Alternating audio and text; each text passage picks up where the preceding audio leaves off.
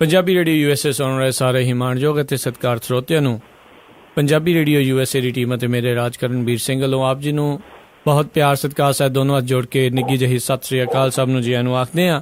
Programme ਖਬਰ ਤੇ ਨਜ਼ਰ ਲੈ ਕੇ ਹਾਜ਼ਰ ਹੋ ਚੁੱਕੇ ਹਾਂ, ਜਿਸ ਦੇ ਵਿੱਚ ਤੁਹਾਡੇ ਲਈ ਅਸੀਂ ਪੇਸ਼ ਕਰਦੇ ਹਾਂ ਜਿਹੜੀਆਂ ਪੰਜਾਬ ਦੀਆਂ ਤੇ ਭਾਰਤ ਦੀਆਂ ਜਿਹੜੀਆਂ ਕੁਛ ਖਬਰਾਂ ਉਹਨਾਂ ਦੇ ਉੱਤੇ ਨਿਗਾਹ ਮਾਰਦੇ ਹਾਂ। ਤੇ ਸਾਡੇ ਨਾਲ ਪਟਿਆਲਾ ਸਟੂਡੀਓਜ਼ ਤੋਂ ਜੁੜਦੇ ਨੇ ਬਲਤੇਜ ਪੰਨੂ ਜੀ। ਬਲਤੇਜ ਪੰਨੂ ਜੀ, ਜੀਆਂ ਨੂੰ ਸਤਿ ਸ੍ਰੀ ਅਕਾਲ ਹੈ ਜੀ। ਸਤਿ ਸ਼੍ਰੀ ਅਕਾਲ ਜੀ, ਧੰਨਵਾਦ ਜੀ, ਮਿਹਰਬਾਨੀ। ਤੇ ਬਿਲਕੁਲ ਜੀ, ਇਸ ਟਾਈਮ ਜਿਹੜੀਆਂ ਖਬਰਾਂ ਆ ਜਿਹੜੀਆਂ ਨੈਸ਼ਨਲ ਲੈਵਲ ਦੇ ਉੱਤੇ ਕਾਫੀ ਗਹਿਮਾ ਗਹਿਮੀ ਚੱਲ ਰਹੀ ਆ ਆਮ ਆਦਮੀ ਪਾਰਟੀ ਨੂੰ ਲੈ ਕੇ, ਅਰਵਿੰਦ ਕੇਜਰੀਵਾਲ ਹੁਣਾਂ ਨੂੰ ਲੈ ਕੇ। ਉਹਨਾਂ ਨੂੰ ਜਿਹੜਾ ਜੀ ਅਦਾਲਤ ਵਿੱਚ ਜਿਹੜਾ ਪੇਸ਼ ਕੀਤਾ ਗਿਆ ਆ ਤੇ ਉਸ ਤੋਂ ਬਾਅਦ ਦੇ ਵਿੱਚ ਉਹਨਾਂ ਦੇ ਨੂੰ ਜਿਹੜੀ ਜੁਡੀਸ਼ੀਅਲ ਰਿਮਾਂਡ ਆ ਉਸ ਦੇ ਵਿੱਚ ਹੋਰ ਜਿਹੜਾ ਉਸ ਦੇ ਵਿੱਚ ਇਜ਼ਾਫਾ ਹੋਇਆ ਆ। ਸੋ ਇੱਕ ਤਾਂ ਇਹ ਦੱਸੋ ਵੀ ਉਸ ਦੇ ਉੱਤੇ ਕੀ ਲੇਟੈਸਟ ਅਪਡੇਟ ਹੈਗੀ ਆ ਤੇ ਅਰਵਿੰਦ ਕੇਜਰੀਵਾਲ ਹੁਣਾਂ ਦਾ ਉਸ ਤੋਂ ਬਾਅਦ ਦੇ ਵਿੱਚ ਕੋਈ ਬਿਆਨ ਜਾਂ ਕੋਈ ਉਹਨਾਂ ਨੇ ਆਪਣੇ ਜਿਹੜੇ ਸਮਰਥਕਾਂ ਨੂੰ, ਜਿਹੜੇ ਆਮ ਆਦਮੀ ਪਾਰਟੀ ਦੇ ਕਾਰਕੁਨ ਆ, ਉਹਨਾਂ ਨੂੰ ਕੀ ਕਿਹਾ ਹੈ? ਇੱਕ ਤਾਂ ਜੀ ਜਿਹੜਾ 6 ਤਰੀਕ ਤੱਕ ਜਿਹੜੀ ਹਿਰਾਸਤ ਆ ਉਹ ਵਧਾ ਦਿੱਤੀ ਆ। ਕਾਫੀ ਪ੍ਰਸ਼ਾਂਤ ਭੂਸ਼ਣ ਹੋਰਾਂ ਨੇ ਜਿਹੜਾ ਜੀ ਉਹ ਕਨਵਿੰਸ ਕਰਨ ਦੀ ਕੋਸ਼ਿਸ਼ ਕੀਤੀ ਜੱਜ ਨੂੰ, ਪਰ ਉਹ ਨਹੀਂ ਮੰਨੀ। ਉਹਨੇ ਇਹ ਗੱਲ ਕਹੀ ਕਿ ਜੋ ਮੈਨੂੰ ਪਤਾ ਸੀ ਮੈਂ ਕਰਤਾ, ਜੇ ਤੁਹਾਨੂੰ ਲੱਗਦਾ ਕਿ ਫੈਸਲਾ ਗਲਤ ਹੈ ਤੁਸੀਂ ਉੱਪਰਲੀ ਅਦਾਲਤ ਦੇ ਵਿੱਚ ਜਾ ਸਕਦੇ ਹੋ। ਇੱਕ ਵਾਰੀ ਫੇਰ ਜਿਹੜਾ ਬੌਂਡ ਭਰਨ ਤੋਂ ਨਾ ਕੀਤੀ ਅਰਵਿੰਦ ਕੇਜਰੀਵਾਲ ਨੇ, ਉਹਨੇ ਕਿਹਾ ਕਿ ਜਦੋਂ ਮੈਂ ਕੋਈ ਗੁਨਾਹ ਨਹੀਂ ਕੀਤਾ ਤਾਂ ਮੈਂ ਬੌਂਡ ਕਿਉਂ ਭਰਾਂ। ਉਹਨੇ ਅਦਾਲਤ ਨੂੰ ਵੀ ਪੁੱਛਿਆ ਕਿ ਮੈਨੂੰ ਦੱਸਿਆ ਜਾਵੇ ਮੇਰਾ ਕਸੂਰ ਕੀ ਹੈ।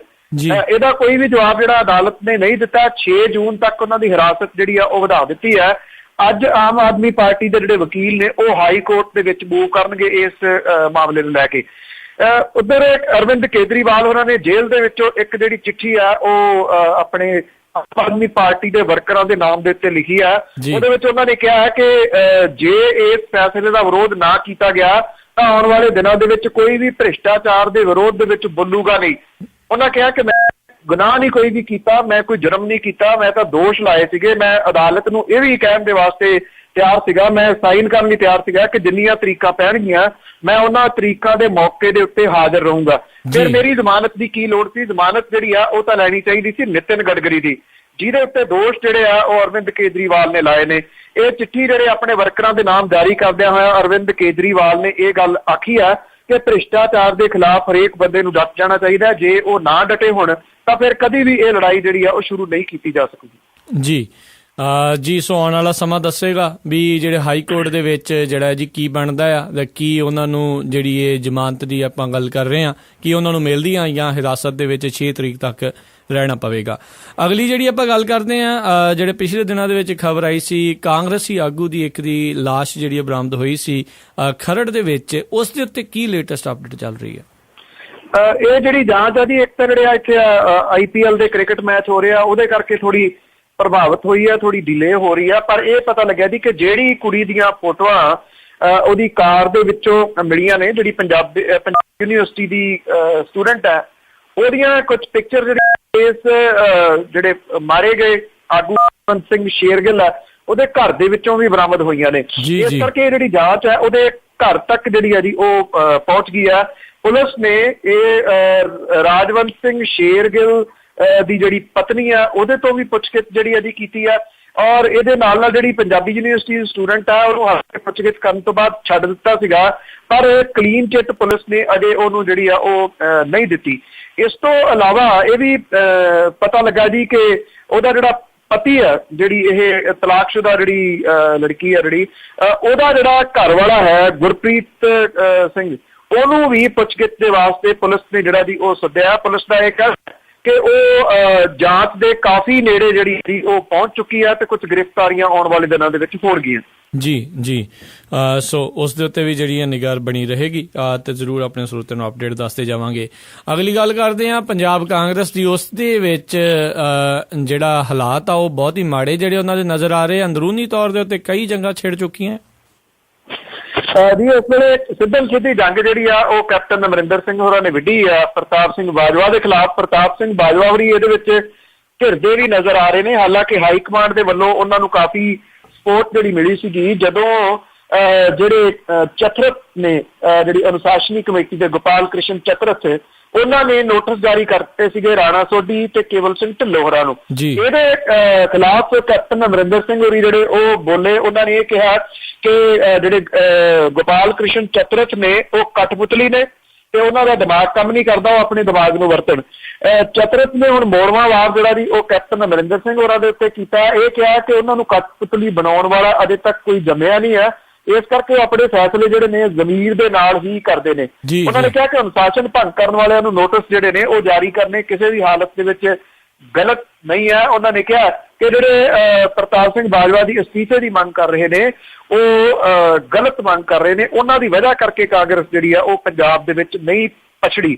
ਜਦੋਂ ਕਿ ਕੈਪਟਨ ਅਮਰਿੰਦਰ ਸਿੰਘ ਹੋਰੀ ਜਿਹੜੇ ਨੇ ਉਹ ਸਿੱਧਾ ਹੁਣ ਜਿਹੜਾ ਜੀ ਅਸਤੀਫਾ ਮੰਗ ਰਹੇ ਨੇ ਪ੍ਰਤਾਪ ਸਿੰਘ ਬਾਜਵਾ ਉਹਨਾਂ ਦਾ, ਇਹ ਕਹਿ ਕੇ ਕਿ 22 ਜਿਹੜੇ ਐਮਐਲਏ ਨੇ ਉਹ ਇਕੱਠੇ ਹੋ ਕੇ ਲੋਕਾਂ ਦੇ ਚੁਣੇ ਹੋਏ ਨੇ, ਇਸ ਕਰਕੇ ਉਹ ਅਸਤੀਫੇ ਦੀ ਜਿਹੜੀ ਆ ਉਹ ਮੰਗ ਕਰ ਰਹੇ ਨੇ।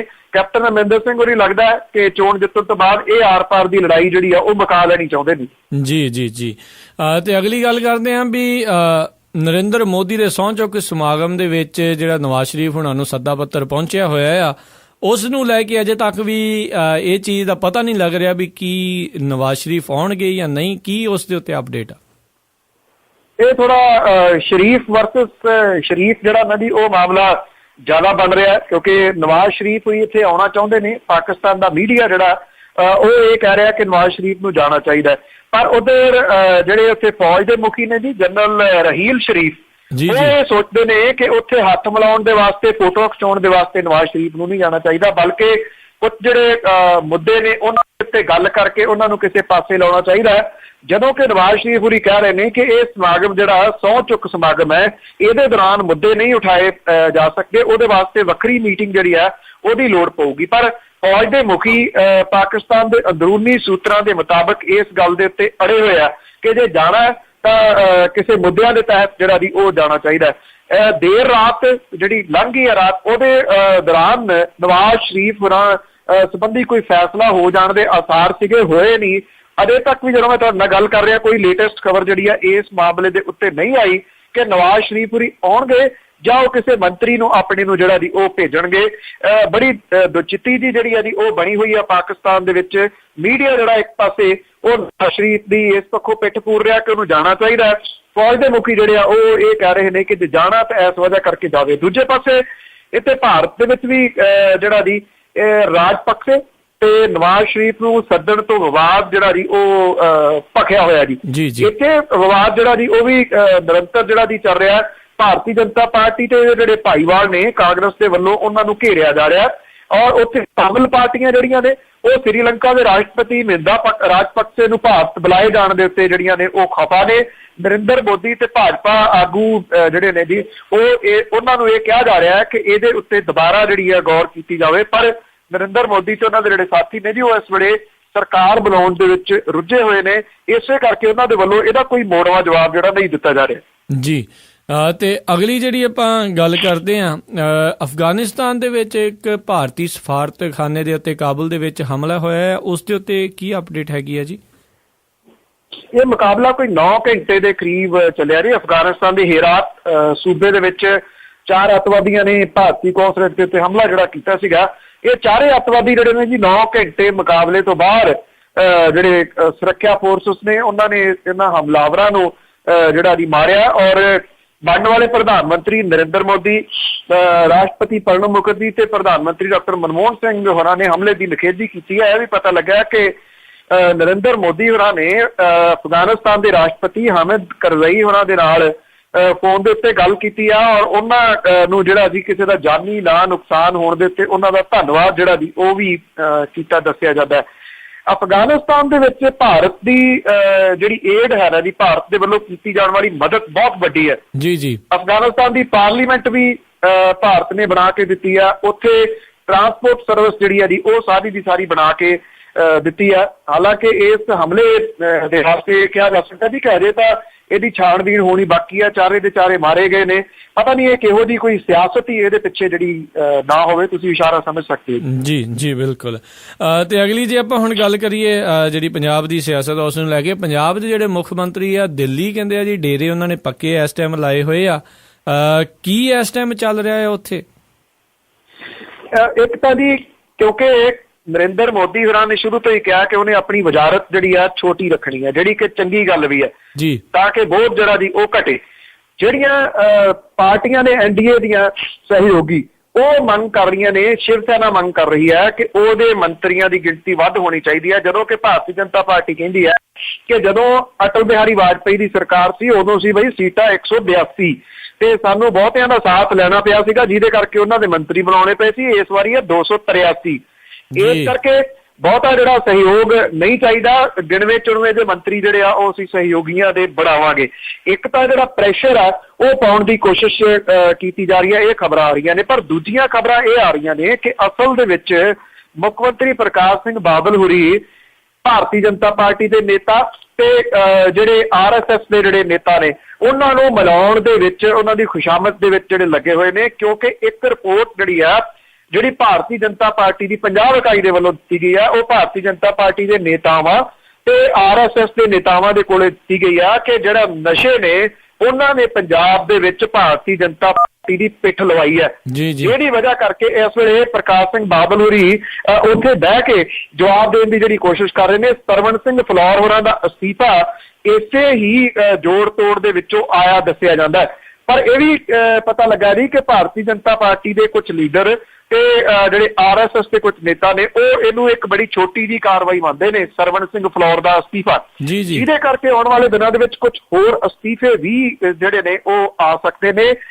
ਭਾਰਤੀ ਜਨਤਾ ਪਾਰਟੀ ਦੇ ਨੇਤਾਵਾਂ ਨੂੰ ਮਨਾਉਣ ਦੀ ਜਿਹੜੀ ਹਰ ਸੰਭਵ ਕੋਸ਼ਿਸ਼ ਹੈ ਉਹ ਕਰ ਰਹੇ ਨੇ ਪ੍ਰਕਾਸ਼ ਸਿੰਘ ਬਾਦਲ ਹੋਰੀ। ਇਸੇ ਕਰਕੇ ਸਾਰਾ ਕੰਮਕਾਰ ਪਹਿਲਾਂ ਤਾਂ ਇਲੈਕਸ਼ਨਾਂ ਦੀ ਵਜ੍ਹਾ ਕਰਕੇ ਠੱਪ ਪਿਆ ਸੀਗਾ, ਮੁੜ ਕੇ ਨਤੀਜਿਆਂ ਦੀ ਵਜ੍ਹਾ ਕਰਕੇ ਚੋਣ ਜ਼ਾਬਤਾ ਖਤਮ ਹੋਇਆ ਤੇ ਅਜੇ ਵੀ ਜਿਹੜੇ ਮੁੱਖ ਮੰਤਰੀ ਨੇ ਉਹ ਪੰਜਾਬ ਆਉਣ ਦੇ ਵਾਸਤੇ ਤਿਆਰ ਨਹੀਂ। 27 ਤਰੀਕ ਤੱਕ ਉੱਥੇ ਹੀ ਉਹ ਰਹਿਣਗੇ। ਦੋ ਕੰਮ ਕਰ ਰਹੇ ਨੇ, ਇੱਕ ਨੇਤਾਵਾਂ ਨੂੰ ਮਨਾਉਣ ਦਾ ਤੇ ਦੂਜਾ ਆਪਣੇ ਨੇੜਲੇ ਨੂੰ ਮੰਤਰੀ ਬਣਾਉਣ ਦਾ, ਨੇੜਲੀ ਨੂੰ ਮੰਤਰੀ ਬਣਾਉਣ ਦਾ। ਜੀ ਬਿਲਕੁਲ। ਤੇ ਪੰਜਾਬ ਦੀ ਜਿਹੜੀ ਭਾਜਪਾ ਦੀ ਆਪਾਂ ਗੱਲ ਕਰਦੇ ਹਾਂ ਵੀ ਉਸ ਦੇ ਵਿੱਚ ਕਹਿੰਦੇ ਆ ਜੀ ਵੱਡੀਆਂ ਤਬਦੀਲੀਆਂ ਜਿਹੜੀਆਂ ਹੋ ਸਕਦੀਆਂ ਆ ਇਹ ਸਹੁੰ ਚੁੱਕ ਕੇ ਸਮਾਗਮ ਤੋਂ ਬਾਅਦ ਜੀ। ਸੋਮਵਾਰ ਨੂੰ ਸਹੁੰ ਚੁੱਕ ਸਮਾਗਮ ਆ ਜੀ। ਅਗਲੇ ਦਿਨ ਮੰਗਲਵਾਰ ਨੂੰ 27 ਮਈ ਨੂੰ ਦਿੱਲੀ ਦੇ ਵਿੱਚ ਇੱਕ ਅਹਿਮ ਮੀਟਿੰਗ ਜਿਹੜੀ ਆ ਉਹ ਭਾਰਤੀ ਜਨਤਾ ਪਾਰਟੀ ਦੀ ਬੁਲਾਈ ਗਈ ਹੈ, ਪੰਜਾਬ ਇਕਾਈ ਦੀ। ਇਹਦੇ ਵਿੱਚ ਜਿਹੜੀ ਕਲਾਸ ਹੈ ਜੀ ਉਹ ਸ਼ਾਂਤਾ ਕੁਮਾਰ ਹੋਰੀ ਲੈਣਗੇ।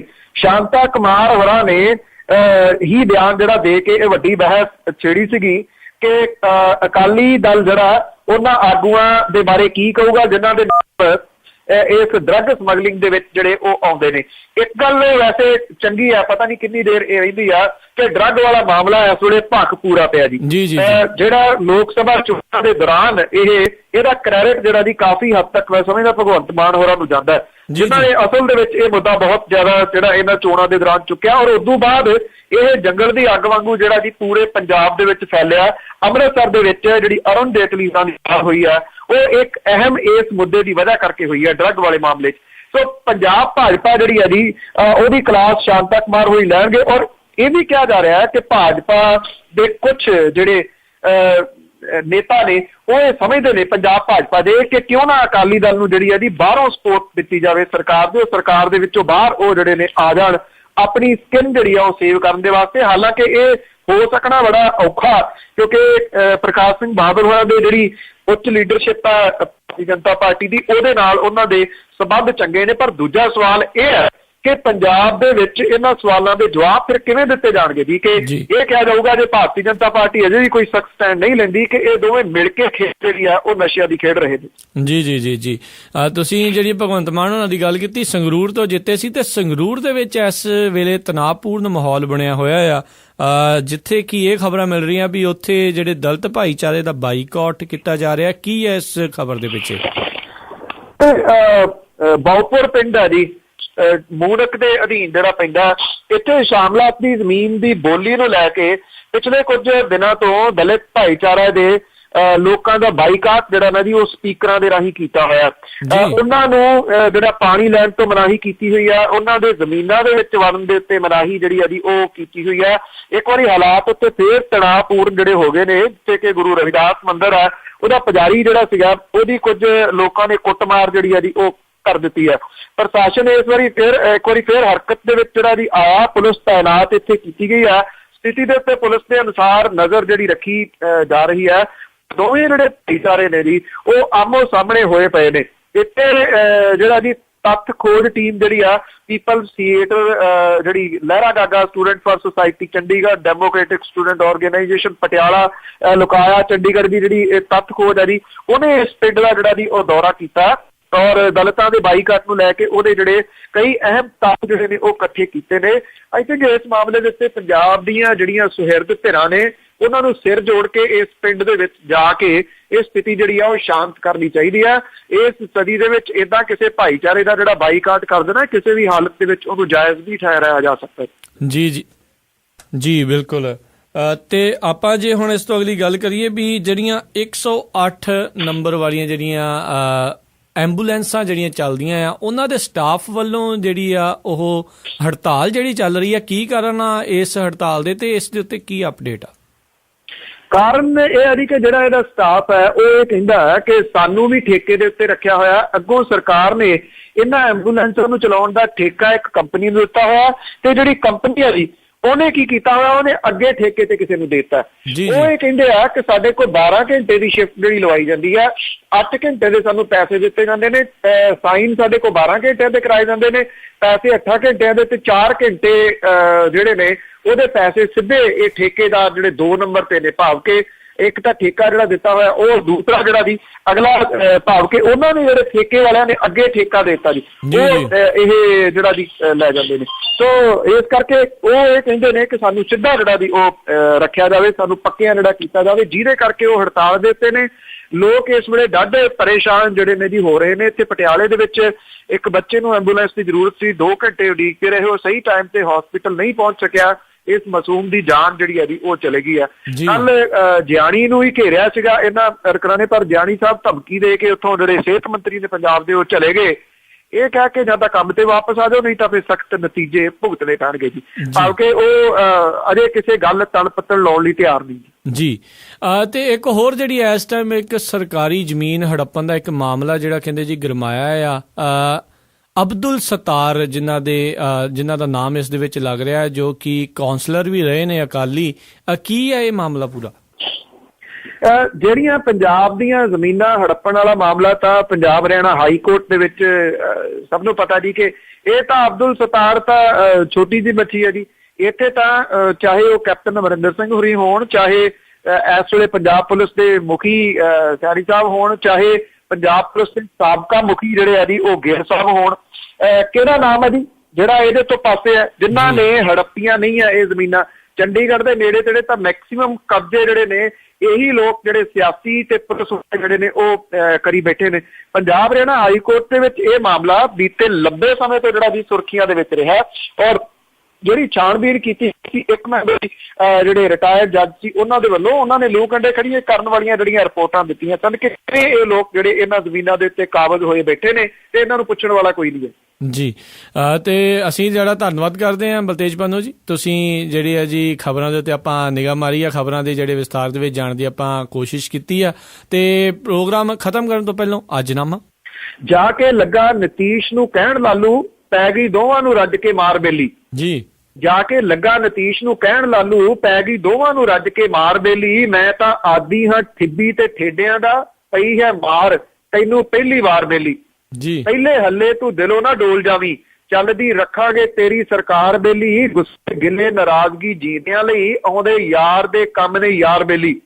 ਸੋਹਣੀ ਆਖੀ ਇਹ ਗੱਲ ਸਿਆਣਿਆਂ ਨੇ, ਬਾਹੀ ਭੱਜੀਆਂ ਗਲੇ ਨੂੰ ਆਉਂਦੀਆਂ ਜੀ। ਸੋਹਣੀ ਆਖੀ ਇਹ ਗੱਲ ਸਿਆਣਿਆਂ ਨੇ, ਬਾਹੀ ਭੱਜੀਆਂ ਗਲੇ ਨੂੰ ਆਉਂਦੀਆਂ ਹੀ, ਨੇੜੇ ਆਉਣ ਤੋਂ ਆਉਂਦੀ ਹੈ ਸੰਗ, ਓਦਾਂ ਖਾ ਕੇ ਕੁੱਟ ਹੀ ਭਾਈ ਮਿਲਾਉਂਦੀਆਂ ਜੀ ਜੀ ਜੀ ਜੀ। ਬਹੁਤ ਬਹੁਤ ਤੁਹਾਡਾ ਜਿਹੜਾ ਧੰਨਵਾਦ ਬਲਤੇਜ ਪੰਨੂ ਜੀ, ਤੁਸੀਂ ਸਾਡੇ ਨਾਲ ਜੁੜੇ ਇਸ ਪ੍ਰੋਗਰਾਮ ਦੇ ਵਿੱਚ। ਬਹੁਤ ਬਹੁਤ ਧੰਨਵਾਦ। ਕੱਲ ਨੂੰ ਫੇਰ ਤੁਹਾਡੇ ਨਾਲ ਮੁਲਾਕਾਤ ਹੋਵੇਗੀ ਇਸ ਪ੍ਰੋਗਰਾਮ ਖਬਰ ਤੇ ਨਜ਼ਰ ਦੇ ਵਿੱਚ। ਉਦੋਂ ਤੱਕ ਲਈ ਧੰਨਵਾਦ ਤੁਹਾਡਾ ਤੇ ਸਤਿ ਸ੍ਰੀ ਅਕਾਲ। ਮਿਹਰਬਾਨੀ ਜੀ, ਧੰਨਵਾਦ, ਸਤਿ ਸ੍ਰੀ ਅਕਾਲ। ਸਾਡੇ ਅੱਜ ਦੇ ਖਬਰ ਤੇ ਨਜ਼ਰ ਪ੍ਰੋਗਰਾਮ ਨੂੰ ਸਪਾਂਸਰ ਕੀਤਾ ਹੈ ਰਜਿੰਦਰ ਕੌਰ ਜੀ ਨੇ ਸੈਨ ਹੋਜ਼ੇ ਤੋਂ, ਰਣਜੀਤ ਸਿੰਘ ਜੀ ਨੇ ਲੇਕਵੁੱਡ ਨਿਊ ਜਰਸੀ ਤੋਂ, ਕਰਮਪਾਲ ਸਿੰਘ ਅਤੇ ਜਸਜੀਤ ਕੌਰ ਜੀ ਨੇ ਕਲੋਵਿਸ ਤੋਂ ਅਤੇ ਜਤਿੰਦਰ ਸਿੰਘ ਜੀ ਨੇ ਬਰਬੈਂਕ ਤੋਂ। ਅਸੀਂ ਇਹਨਾਂ ਦਾ ਬਹੁਤ ਬਹੁਤ ਧੰਨਵਾਦ ਕਰਦੇ ਹਾਂ। ਜੇ ਤੁਸੀਂ ਜਾਂ ਕੋਈ ਹੋਰ ਕਾਰੋਬਾਰ ਇਸ ਪ੍ਰੋਗਰਾਮ ਖਬਰ ਤੇ ਨਜ਼ਰ ਨੂੰ ਸਪਾਂਸਰ ਕਰਨਾ ਚਾਹੁੰਦੇ ਹੋ, ਉਸ ਦੇ ਲਈ ਕਾਲ ਕਰ ਸਕਦੇ ਹੋ। ਜਾਣਕਾਰੀ ਪ੍ਰਾਪਤ ਕਰਨ ਲਈ ਨੰਬਰ 408 722 7698 408 722 7698 ਦੇ ਉੱਤੇ। ਸੋ ਤੇ ਸੁਣ ਰਹੇ ਸੀ ਪ੍ਰੋਗਰਾਮ ਖਬਰ ਤੇ ਨਜ਼ਰ, ਤੇ ਇੱਥੇ ਹੀ ਜਿਹੜਾ ਅੱਜ ਦਾ ਪ੍ਰੋਗਰਾਮ ਸਮਾਪਤ ਹੁੰਦਾ ਹੈ। ਕੱਲ ਨੂੰ ਫੇਰ ਤੁਹਾਡੇ ਨਾਲ ਮੁਲਾਕਾਤ ਹੋਵੇਗੀ। ਹੁਣ ਮੈਨੂੰ ਆਪ ਸਭ ਇਜਾਜ਼ਤ ਦਿਓ ਜੀ। ਮੇਰੇ ਵੱਲੋਂ ਆਪ ਜੀ ਨੂੰ ਬਹੁਤ ਹੀ ਪਿਆਰ ਸਤਿਕਾਰ ਹੈ ਦੋਨੋਂ ਹੱਥ ਜੋੜ ਕੇ ਨਿੱਘੀ ਜਹੀ ਸਤਿ ਸ੍ਰੀ ਅਕਾਲ। ਜਿਉਂਦੇ ਵਾਸਤੇ ਰਹੋ, ਹੱਸਦੇ ਖੇਲਦੇ ਰਹੋ ਤੇ ਸੁਣਦੇ ਰਹੋ ਪੰਜਾਬੀ ਰੇਡੀਓ USA।